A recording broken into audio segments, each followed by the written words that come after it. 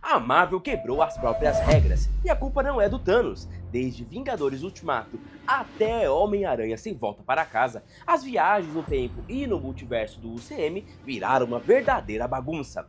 Uma hora dizem que mudar o passado é impossível, outra hora o Doutor Estranho faz exatamente isso. Mas será que é tudo furo de roteiro? Ou existe uma lógica secreta que a gente deixou passar? Hoje, nós vamos bater de frente com os maiores paradoxos da Marvel e descobrir se eles realmente sabem o que estão fazendo com o tempo ou se simplesmente perderam o controle. Vingadores Ultimato e o paradoxo da viagem no tempo. Em Vingadores Ultimato, enquanto o Hulk, Homem-Formiga e Máquina de Combate planejam um assalto no tempo, o Homem-Formiga e os outros imaginam que apenas voltar ao passado poderia resolver os problemas deles, alterando o futuro. É aqui que somos apresentados a uma das primeiras regras de viagem no tempo da Marvel: voltar ao passado não muda o futuro. O Hulk explica que, se você viaja para o passado, esse passado se torna o seu novo futuro, e o seu presente anterior se torna o passado, o qual não pode mais ser alterado pelo seu novo futuro. Ele dá a entender que viajar no tempo cria uma linha do tempo alternativa, totalmente separada daquela de onde você veio. Ou seja, não haveria como voltar para a sua linha original e você viveria para sempre na nova ramificação que acabou de criar. Mais tarde, durante o assalto no tempo, uma conversa entre o Hulk e a anciã confirma isso ainda mais. Ao tentar convencer a anciã a lhe entregar a Joia do Tempo, a Maga Suprema afirma que remover uma joia de sua linha do tempo cria ramificações perigosas, gerando realidades alternativas sombrias. Esse é exatamente o motivo pelo qual Steve Rogers acaba devolvendo as joias no final do filme nos mesmos pontos exatos de onde os Vingadores as pegaram. Seguindo toda a lógica que vimos até agora, ele deveria desaparecer na nova linha do tempo que criou ao voltar, não é mesmo? Mas nós vemos o Steve como um homem idoso de volta à linha do tempo principal quando ele entrega o escudo para o Sam. Então, isso é um furo de roteiro para dar um final feliz para o personagem querido ou dá para fazer algum sentido? Bom, acontece que existem exceções para tudo, até mesmo para a viagem no tempo. Usando as partículas PIN e o GPS temporal que tornaram um assalto no tempo possível, o Steve conseguiu voltar no tempo e devolver as joias. Acontece que ele tinha um pouco de partículas sobrando e ele as usou junto com o GPS para retornar à linha do tempo principal. Isso foi confirmado pelos diretores, os irmãos Russo, em uma entrevista. Então, ele não quebrou as regras de verdade, apenas encontrou um atalho bem conveniente. Infelizmente, as outras quebras de regras deste universo não são tão simples de explicar. A Joia do Tempo contra as regras de Ultimato.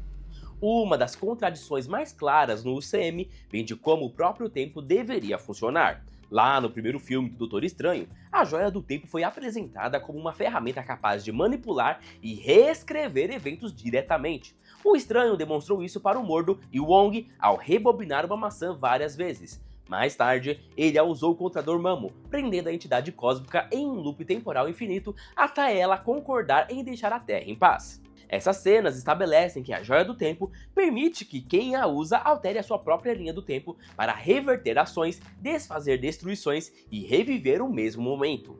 Só tem um pequeno problema: isso não bate com o que Bruce Banner explicou em Ultimato. Ele foi bem claro ao dizer que ir para o passado não muda o seu futuro, e que é impossível para uma pessoa alterar os eventos da sua própria linha do tempo, podendo apenas fazer escolhas diferentes que criam ramificações para outras realidades alternativas. Se as regras de Ultimato são absolutas, então como o Doutor Estranho conseguiu rebobinar a maçã ou desfazer a destruição do Caecilius em Hong Kong? Aquelas foram mudanças diretas no seu próprio presente, exatamente o que o Bruce disse que era impossível. Os filmes nunca chegam a explicar isso direito. A explicação mais próxima dentro desse universo é que o Estranho não estava viajando no tempo da mesma forma que os Vingadores fizeram com as partículas PIN. Pense no Estranho escolhendo pontos localizados na linha do tempo para editar, enquanto os Vingadores, com as partículas PIN, podem pular para qualquer momento. O Estranho não pode exatamente editar pontos fixos de forma que os Vingadores fizeram, pois isso causaria um estrago gigantesco. Loki e a Autoridade de Variância Temporal. Com a primeira temporada de Loki, tivemos a introdução da Autoridade de Variância Temporal, uma espécie de polícia cósmica que gerencia e supervisiona o que eles chamam de Linha do Tempo Sagrada, que é de onde vêm os nossos heróis. A série também apresentou o conceito de Evento Nexus, que são quaisquer acontecimentos que causam uma ramificação na linha do tempo, levando à criação de múltiplos universos. O motivo pelo qual isso não faz muito sentido é porque o assalto no tempo deveria ter criado vários eventos nexus e, consequentemente, várias linhas do tempo que precisariam ser apagadas. Só que, quando Loki está sendo julgado por todas as suas bagunças temporais, ele aponta de forma inteligente que os Vingadores são culpados da mesma coisa, mas recebe a seguinte resposta de que o que eles fizeram era para acontecer, mas a fuga dele não. O UCM basicamente nos diz que os Guardiões do Tempo, e especialmente aquele que permanece, adoram ter seus favoritos na hora de escolher qual evento Nexus precisa ser apagado. Mas, para a frente, na série, também é revelado que os Guardiões do Tempo são apenas uma fachada para aquele que permanece, e que o verdadeiro propósito deles não é eliminar todo e qualquer evento Nexus, mas apenas aqueles que criam ramificações para linhas do tempo onde outras variantes do Kang possam surgir. Ainda assim, a mensagem é clara. As regras do tempo não estão escritas em pedra e alguns eventos simplesmente recebem um passe livre. Então, existe muito espaço para interpretações e escolhas convenientes por aqui. Sonhos como visões do multiverso. Outro conceito fascinante que nos é apresentado em Multiverso da Loucura é quando a América Chaves solta a informação de que os sonhos não são apenas a sua mente criando histórias, mas sim visões reais de universos alternativos. Sabe por que isso não funciona muito bem? Porque esse conceito foi meio que introduzido do nada, só para dar peso à ideia de caminhar pelos sonhos, que é o ponto principal de toda a história do filme. Mesmo assim, os sonhos que vimos antes, como a Wanda sonhando em viver em Westview com Billy e Tommy, ou Tony sonhando com a morte dos Vingadores, ou até mesmo Thor sonhando com a destruição de Asgard, foram todos mostrados apenas como sonhos comuns, do mesmo jeito que pessoas normais têm, e não como espelhos para outros universos onde essas coisas poderiam estar realmente acontecendo. Isso nos deixa com uma nova série de perguntas. Será que todos os sonhos que já vimos são partes potenciais do multiverso? Algum desses personagens vai perceber isso um dia? Será que os sonhos podem ser usados para viajar para universos diferentes? Nós sabemos que caminhar pelos sonhos permite que você controle uma de suas variantes pelo multiverso, mas e quanto às viagens reais físicas? O filme também trata essa nova regra sobre os sonhos como uma característica já conhecida do multiverso, porque não é só a América Chaves que sabe disso. O próprio Doutor Estranho vê a sua variante, o Estranho Defensor, lutando contra um demônio junto com a América. De qualquer forma, há muita coisa complexa para tentar entender aqui. O feitiço do esquecimento do Doutor Estranho. Outro assunto polêmico que precisamos discutir é Homem-Aranha Sem Volta para Casa. Embora todo mundo tenha amado o filme, a história não faz o menor sentido. A trama toda depende de um feitiço do Doutor Estranho que deu errado e, em vez de fazer o mundo esquecer que o Peter Parker é o Homem-Aranha, ele começa a trazer para o universo principal qualquer pessoa que saiba a identidade dele.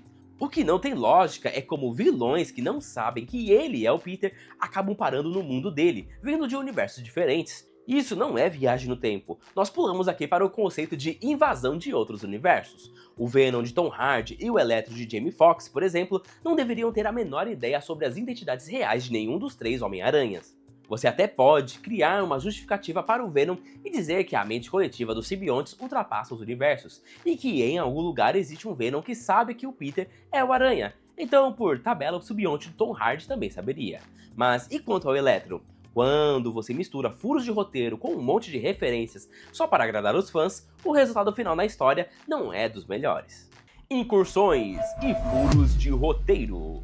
Mais tarde, Multiverso da Loucura reforçou ainda mais a ideia de incursões. Viagens irresponsáveis entre dois universos diferentes podem fazer com que um ou ambos sejam completamente destruídos. Quando os Illuminates estão julgando o Doutor Estranho, o Senhor Fantástico da Terra 838 avisa sobre todos os riscos das viagens entre universos, especialmente se envolver a caminhada pelos sonhos ou o uso do Darkhold, o que faz as ações do Estranho em Sem Volta para Casa parecerem absurdamente perigosas. Nós vemos isso com o Estranho Sinistro, uma variante de um universo destruído onde ele se rendeu ao Darkhold, um livro mágico de poder imenso. Perto do fim do filme, dizer que foi perigoso é um grande eufemismo. As coisas ficaram num nível apocalíptico quando o feitiço ficou instável demais. Porém, o fato de todo mundo esquecer quem era Peter Parker e o feitiço funcionar como deveria desde o começo, conseguiu conter os danos e consertar as rachaduras no multiverso.